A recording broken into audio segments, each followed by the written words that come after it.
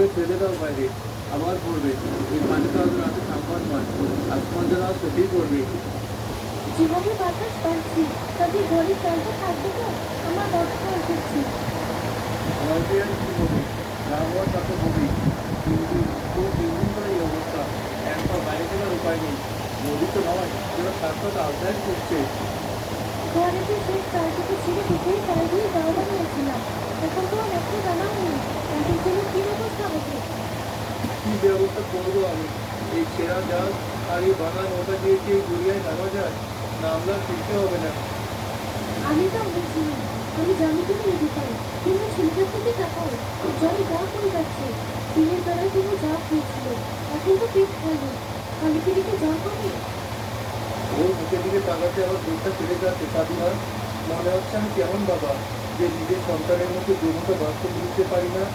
এর চেয়ে মরে যাওয়া ভালো ছিল।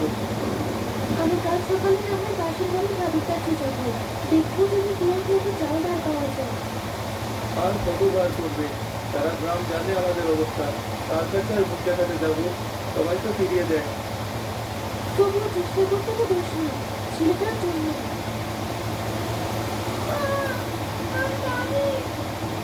এই তো বাবা, আমি পানি দিচ্ছি। ও, পানি খেয়ে নি।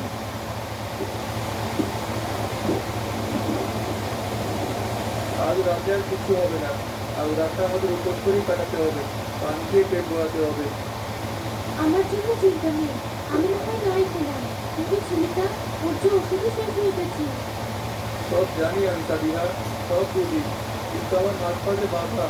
মনে হচ্ছে যেন এক অদৃশ্য শিকড়কে কেউ আমাকে বেঁধে রেখেছে এই ভাঙা ঘরের খুঁটির সাথে। একটু ঘুমানোর চেষ্টা করো, হয়তো সকাল হলে বৃষ্টিটা কমবে, তখন একটা ব্যবস্থা হবে।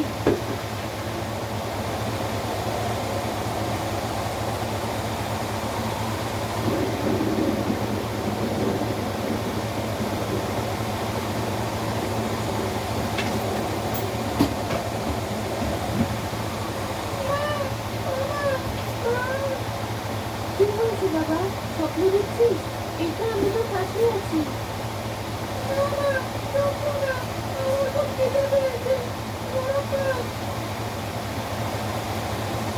কি খাবি বাবা? কি খেতে ইচ্ছে করছে তোর?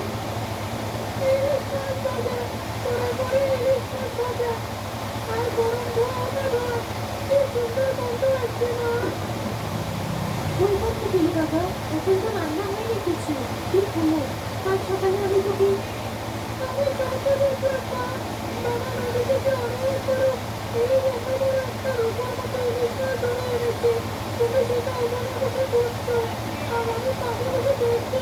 তারপর তুমি গরম থেকে মাছটা ভাজলে মতো মতো করে।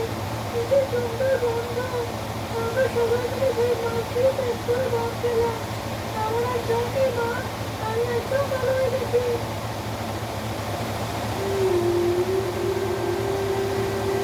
সাবিয়া, আমি আর এক মুহূর্তে এখানে বসে থাকতে পারবো না।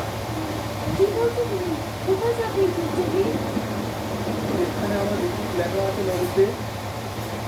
না, তোমার পায়ে পড়ি, তুমি যেও না। তুমি কি পাগল হয়ে গেছো?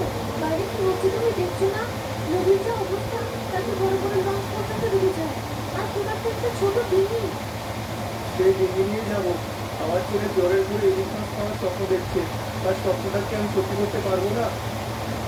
এটা ওর ইচ্ছে নয়, এটা ওর জ্বরের ঘোরের কথা। তুমি বুঝতে পারছো না কেন? তুমি গিয়ে যদি ফিরে না আসো, তোমার যদি কিছু হয়ে যায়, তাহলে আমি রাজাকে নিয়ে কোথায় বেড়াবো? আমাদের উপরওয়ালা আছেন সাবিয়া, তিনি নিশ্চয়ই এত পাঠান নন। তিনি দেখছেন যে একটা অসুস্থ বাচ্চা খাবারের জন্য ছটফট করছে, তিনি আমাকে পথ করে দেবেন। তোমার নৌকার তলার কাঠটা কিন্তু ফেটে গিয়েছিল।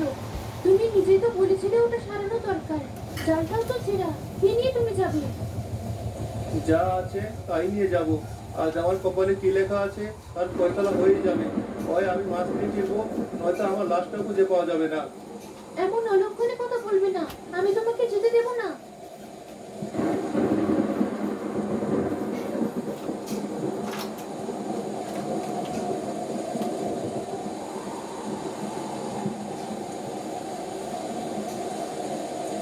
ভয় পাবি না শরীফ, খবরদার ভয় পাবি না। তোর ছেলে তোর জন্য অপেক্ষা করছে। ওর মুখটা মনে কর, ওই ইলিশ মাছ খাওয়ার আবদারটা মনে কর। হে আল্লাহ, তুমি তো সব দেখছো, তুমি তো মনের কথাও জানো। আমার সন্তানের মুখে দিয়ে চেয়ে আজ আমার সহায় হও। আমি আর কিছু চাই না, শুধু একটা বার, শুধু একটা মাছ আমার জালে দাও।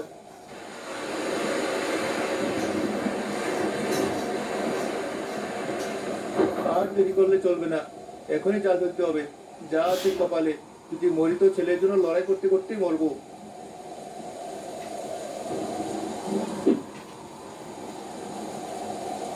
কি হলো, কিছুই কি নেই? এই তুফানে কি সব মাছ পাতালে গিয়ে লুকিয়ে আছে, নাকি আমার ভাগ্যটা এমন পোড়া যে এই দুর্যোগে আমার জালে কিছুই জুটবে না? আর বেশিক্ষণ থাকা যাবে না, নৌকাটা ভেঙে টুকরো হয়ে যাবে। হঠাৎ করে জালের দড়িতে এমন প্রচন্ড টান পড়ে যে শরীর প্রায় নৌকা থেকে ছিটকে পড়ে যেতে ধরে। দড়িটা তার হাতে গভীর দাগ বসিয়ে দেয়। এ কি, এ তো মাছের টান নয়, এত শক্তি কিসের? কুমির নাকি, নাকি কোনো রাক্ষসের বোয়াল? যাই হোক, আমি একে ছাড়ছি না। শরীফ তার সব শক্তি দিয়ে জাল টানতে শুরু করে, তার হাতের পেশি ছিঁড়ে যাওয়ার জোগাড়। ওর ওর বলছি, তোকে আর উঠতেই হবে। তুই আমার ছেলের স্বপ্ন, তুই আমার শেষ ভরসা। আমি তোকে ছাড়বো না।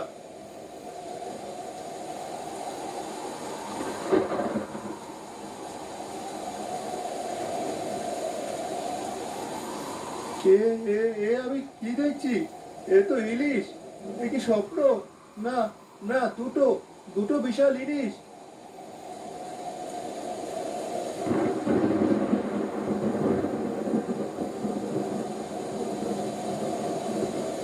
মালিক, তুমি আমার ডাক শুনেছো। আমার ছেলের স্বপ্ন, আমার ছেলের স্বপ্ন এবার সত্যি হবে। আমি পেরেছি, আমি পেরেছি।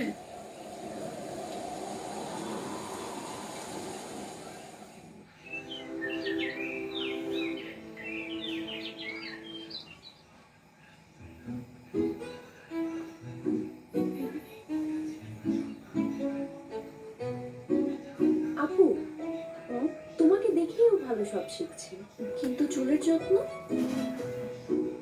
সপ্তাহে 3 দিন 5 মিনিট করে প্যারাশুট অ্যাডভান্সড দাও। প্যারাশুট অ্যাডভান্সডে রয়েছে নারকেলের পুষ্টিগুণ, যা চুলের 3 স্তর গভীরে পৌঁছে চুলকে করে ভেতর থেকে মজবুত আর বাইরে থেকে সুন্দর। তাই সপ্তাহে 3 দিন 5 মিনিট করে প্যারাশুট অ্যাডভান্সড। দরজায় সারা রাত জেগে বসেছিল সাবিহা। ভোরের আলো ফুটতে এসে দূর থেকে শরীফকে ফিরতে দেখে ছুটে যায়। এগুলো কি সত্যি মাছ, নাকি নদীর কোনো পরী? আমি তো জীবনেও এত বড় মাছ দেখিনি। এ হলো ঝড়ের রাতের উপহার সাবিহা, তোমার স্বামীর দরে আনা মাছ। বাবা, বাবা, তুমি এসেছো? ইলিশ মাছ, কি বড়! আমি তো এই মাছটাই স্বপ্নে দেখেছিলাম, ঠিক এরকম মাছ। হ্যাঁ বাবা, তোর স্বপ্ন সত্যি হয়েছে। তোর বাবা তোর জন্য মাছ নিয়ে এসেছে। আজ থেকে পেট ভরে ইলিশ মাছ ভাজা খাওয়াবো। তুমি কিভাবে পারলে এই দুর্যোগের রাতে? কিভাবে? আমার তো বিশ্বাসই হচ্ছে না। বিশ্বাস করতে হবে সাবিহা, উপরওয়ালা যখন দেন তখন এভাবেই দেন। কিন্তু শোনো, এখন আর আবেগে বেশি গেলে চলবে না। এখন আমাদের মাথা ঠান্ডা রাখতে হবে। মাথা ঠান্ডা রাখতে হবে মানে? কি বলছো তুমি? এই মাছ দুটো আমাদের ভাগ্য বদলানোর জন্য এসেছে। আমি এই দুটোকে বড় আড়তে বিক্রি করতে নিয়ে যাব। তাহলে আমরা খাবো না? এই বিশাল মাছ দুটো বিক্রি করলে আমরা অনেক টাকা পাবো। আমাদের আর কোনোদিন ভাতের অভাব হবে না। রাজুর চিকিৎসা করাতে পারবো। এই ভাঙা ঘরের চালে টিন লাগাতে পারবো। একটা নতুন নৌকা, নতুন জাল কিনতে পারবো। বলো, কোনটা বেশি দরকারি? একবেলা সবাই মিলে মাছ খাওয়া, নাকি অভাব দূর করা? তুমি ঠিকই বলেছো। আমি আবেগে সব ভুলে গিয়েছিলাম। লোভ করলে আমাদের চলবে না। এই উপহার আমাদের সাবধানে ব্যবহার করতে হবে।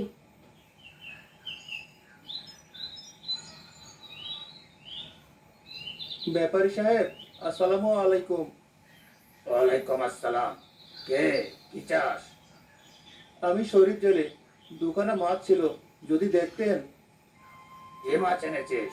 পুঁটি ট্যাংরা হলে ওদিকে যা, আমার সময় নষ্ট করিস না। আমার কেনা শুরু হয় রুই কাতলা দিয়ে। আমার মাছ দেখলে আপনার সময় নষ্ট হবে না ব্যাপারী সাহেব, বরং আপনার আজকের দিনটাই ভালো হয়ে যাবে। তাই নাকি? এত সাহস তোর! দেখা কি এনেছিস। যদি মন মতো না হয়, তাহলে তোর কপালে কিন্তু দুঃখ আছে।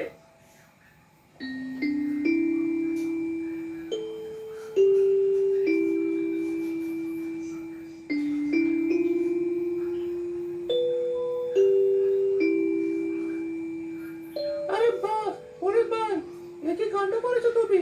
এ তো মাছ না, এ তো মধুর রাতারাতি। ওদিকে ফেলে এসো। ওজন কত হবে? এক একটার ওজন তো 5.5 কেজি কম হবে না। চোখ জুড়িয়ে গেল। চুপ, সবাই চুপ, কোনো কথা হবে না। শরীফ, তুই তো জেলে নস, তুই তো একটা জাদুকর। তুই এমন জিনিস পেলি কোথায়? আর এই ঝড় তুফানের রাতে তুই কি সত্যি নদীতে নেমেছিলি? পেটের দায়ে নামতে হয়েছিল ব্যাপারী সাহেব। এখন আপনি এর দামটা বলুন। দাম? আরে, এই জিনিসের কি দাম হয়? এত অমূল্য। এই গঞ্জের বড় বড় সাহেবরা, মন্ত্রী মিনিস্টাররা কিনে নেবে। তারা এর জন্য যে কোনো দাম দিতে রাজি থাকবে। দেখ শরীফ, আমি তোকে ঠকাতে চাই না। তোর এই সাহসের একটা দাম আছে। দুটো মাছের জন্য আমি তোকে 20,000 টাকা দেব। 20,000? একটা জেলের 1 বছরের রোজগার। শরীফের তো কপাল খুলে গেল। কিরে, কথা বলছিস না কেন? অজ্ঞান হয়ে গেলি নাকি? না, না ব্যাপারী সাহেব, আমি আমি বিশ্বাস করতে পারছি না। হ্যাঁ, বিশ্বাস কর, তোর ভাগ্য আজ তোর উপর সদয় হয়েছে। এই, ক্যাশ বাক্স থেকে 20,000 টাকা বের করে শরীফকে দে। আর শোন শরীফ, আজ থেকে তুই আমার খাস ছেলে। ভালো মাছ পেলে সোজা আমার কাছে চলে আসবি।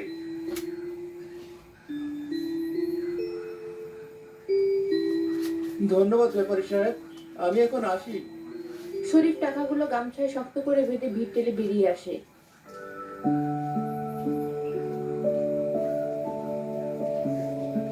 তুমি এসে গেছো? কি হলো, বিক্রি হয়েছে মাছ? হ্যাঁ, বিক্রি হয়েছে। এই নাও। এ তো অনেক টাকা। কত টাকা এটা? পুরো 20,000 ছিল। বাজার করার পর কিছুটা কম আছে। আর কান্না নয়, এখন শুধু হাসির দিন। এই দেখো, তোমাদের জন্য কি এনেছি। এই নে বাবা, তোর ওষুধ। আর জ্বর আসবে না। ধন্যবাদ বাবা। আর এই দেখো, এটা আমাদের জন্য। আজ রাতে আমরা সবাই মিলে একসাথে ইলিশ মাছ দিয়ে পেট ভরে ভাত খাবো।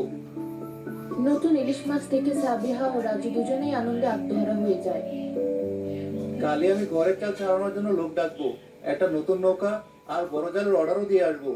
এক টাকাও আমরা নষ্ট করবো না। সেই রাতে তাদের ভাঙা ঘরে যেন ঈদের চাঁদ ওঠে। গরম ভাতের সাথে ইলিশ মাছ ভাজার গন্ধে চারপাশ মৌ মৌ করতে থাকে।